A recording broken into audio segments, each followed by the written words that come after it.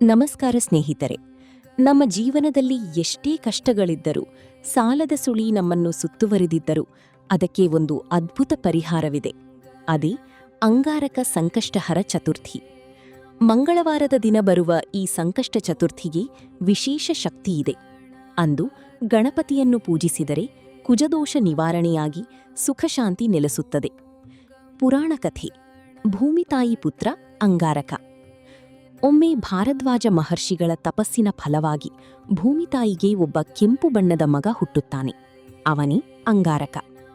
ಅವನು ಗಣಪತಿಯನ್ನು ಕುರಿತು ಕಠಿಣ ತಪಸ್ಸು ಮಾಡುತ್ತಾನೆ. ಅವನ ಭಕ್ತಿಗೆ ಮೆಚ್ಚಿದ ವಿಘ್ನೇಶ್ವರನು ಮಾಘಮಾಸದ ಕೃಷ್ಣ ಪಕ್ಷದ ಚತುರ್ಥಿಯಂದು ಪ್ರತ್ಯಕ್ಷನಾಗುತ್ತಾನೆ. ಅಂದು ಮಂಗಳವಾರವಾಗಿದ್ದರಿಂದ ಅಂದಿನಿಂದ ಮಂಗಳವಾರ ಬರುವ ಚತುರ್ಥಿಯನ್ನು ಅಂಗಾರಕ ಚತುರ್ಥಿ ಎಂದು ಕರೆಯಲಾಗುತ್ತದೆ. ವರ ಮತ್ತು ಮಹತ್ವ. ಗಣಪತಿಯು ಅಂಗಾರಕನಿಗೆ 2 ವರಗಳನ್ನು ನೀಡುತ್ತಾನೆ. 1. ದೇವಲೋಕದಲ್ಲಿ ಮಂಗಳ ಎಂಬ ಹೆಸರಿನಿಂದ ಗ್ರಹವಾಗಿ ಸ್ಥಾನ ಪಡೆಯುವುದು. 2.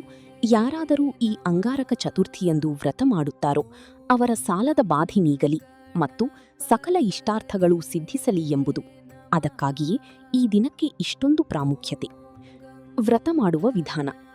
ಈ ದಿನ ಮುಂಜಾನೆ ಎದ್ದು ಸ್ನಾನ ಮಾಡಿ ಗಣಪತಿಗೆ ಕೆಂಪು ಬಣ್ಣದ ಹೂವುಗಳನ್ನು, ವಿಶೇಷವಾಗಿ ಕೆಂಪು ದಾಸವಾಳ ಅರ್ಪಿಸಿ ದಿನವಿಡೀ ಉಪವಾಸವಿದ್ದು ಸಂಜೆ ಚಂದ್ರೋದಯದ ನಂತರ ಗಣಪತಿಯನ್ನು ಪೂಜಿಸಿ ಚಂದ್ರನಿಗೆ ಅರ್ಘ್ಯವನ್ನು ನೀಡಿ ವ್ರತವನ್ನು ಮುಕ್ತಾಯಗೊಳಿಸಬೇಕು.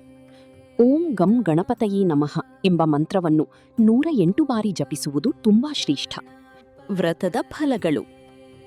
ಸಂಕಷ್ಟ ನಿವಾರಣೆ.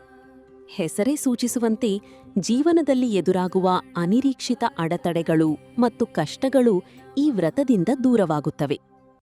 ಕಾರ್ಯಸಿದ್ಧಿ. ಯಾವುದೇ ಹೊಸ ಕೆಲಸವನ್ನು ಪ್ರಾರಂಭಿಸುವ ಮುನ್ನ ಅಥವಾ ಅರ್ಧಕ್ಕೆ ನಿಂತ ಕೆಲಸಗಳು ಪೂರ್ಣಗೊಳ್ಳಲು ಈ ದಿನದ ಪೂಜೆ ಅತ್ಯಂತ ಫಲಕಾರಿ. ಮಾನಸಿಕ ಶಾಂತಿ. ಗಣಪತಿಯು ಬುದ್ಧಿಪ್ರೇರಕನಾದ್ದರಿಂದ ಈ ವ್ರತವು ಮನಸ್ಸಿಗೆ ಸ್ಥಿರತೆ ಮತ್ತು ಧೈರ್ಯವನ್ನು ನೀಡುತ್ತದೆ.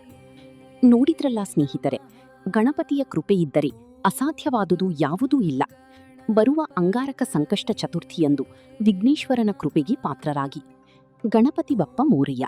ಈ ಮಾಹಿತಿಯನ್ನು ನಿಮ್ಮ ಸ್ನೇಹಿತರು ಮತ್ತು ಕುಟುಂಬದವರೊಂದಿಗೆ ಹಂಚಿಕೊಳ್ಳಿ.